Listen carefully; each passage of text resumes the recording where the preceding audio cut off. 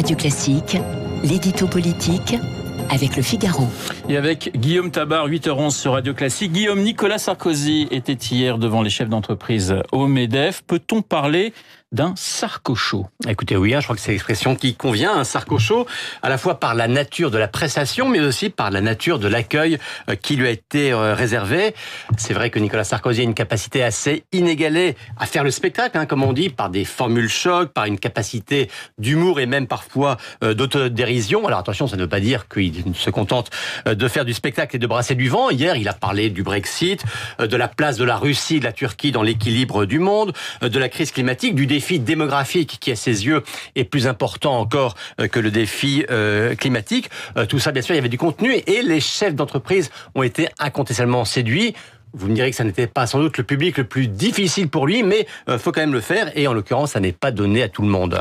Alors soyons clairs, est-ce que Nicolas Sarkozy fait tout cela pour revenir une nouvelle fois, j'allais dire? Écoutez, c'est l'éternelle grande question, à revenir ou pas. D'abord, il faut quand même rappeler qu'il a déjà essayé et que ça n'a pas marché.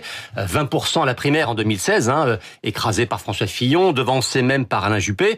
Pourtant, là encore, ça a été la même méthode. Un livre qui avait battu des records de vente et qui lui avait permis de faire des tournées de dédicaces triomphale, mais Nicolas Sarkozy le sait, avoir du succès, être aimé même, ça n'est pas la même chose que susciter une envie électorale. Ça ne vaut pas forcément un visa pour un retour dans la vie politique. Sincèrement, aujourd'hui, on imagine mal un retour formel de Nicolas Sarkozy dans la vie active. D'abord, il s'en dément, et puis on le sait aussi, il a quelques rendez-vous judiciaires, puisqu'il a été renvoyé en correctionnel, notamment dans une affaire. Mais vous savez, d'une part, quand on a le virus de la politique, il ne vous quitte jamais. Et ensuite, la politique, c'est d'abord de la psychologie. Et la psychologie, c'est quoi? C'est d'abord le désir d'être aimé. On le sait, Nicolas Sarkozy a fasciné au-delà de la droite dans ces périodes de conquête. Ensuite, Nicolas Sarkozy a déçu, y compris au sein de la droite, lorsqu'il a été président. Donc aujourd'hui, voir qu'il est à nouveau populaire, qu'il est à nouveau désiré, qu'il est à nouveau aimé, eh bien, c'est pour lui une forme de revanche personnelle. La psychologie, c'est aussi faire passer le message, regardez la différence.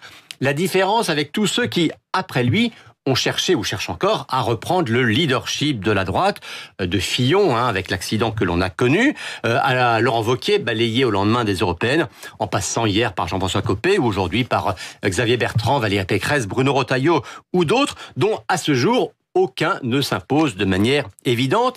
Et c'est aussi, on va dire, cette pauvreté, en tout cas cette difficulté de l'offre à droite, qui nourrit cette nostalgie de Nicolas Sarkozy. Et franchement, ça ne lui déplaît pas. Enfin, dernier point, vous savez, en politique, il ne faut jamais dire jamais. Comme dirait Jean-Claude Duss, sur un malentendu, ça peut marcher. Sur un malentendu, ça peut marcher. L'édito politique de Guillaume Tabar, tout de suite mon invité. Radio Classique, l'invité de Renaud Blanc avec Le Figaro. Bonjour Ludovine de la Rochère. Bonjour. Vous êtes présidente de la Manif pour tous. On va parler bioéthique et PMA, bien évidemment. La commission spéciale dédiée au projet de loi relatif à la bioéthique a débuté ses travaux depuis quelques jours. Vous avez été auditionné mardi dernier et vous avez déclaré ne pas avoir obtenu des réponses à vos questions. Non, en effet, c'est-à-dire que depuis 2 ans, la Manif pour tous, comme d'autres acteurs de la vie publique, participe au débat. Nous avons participé à des réunions publiques, nous avons été auditionnés.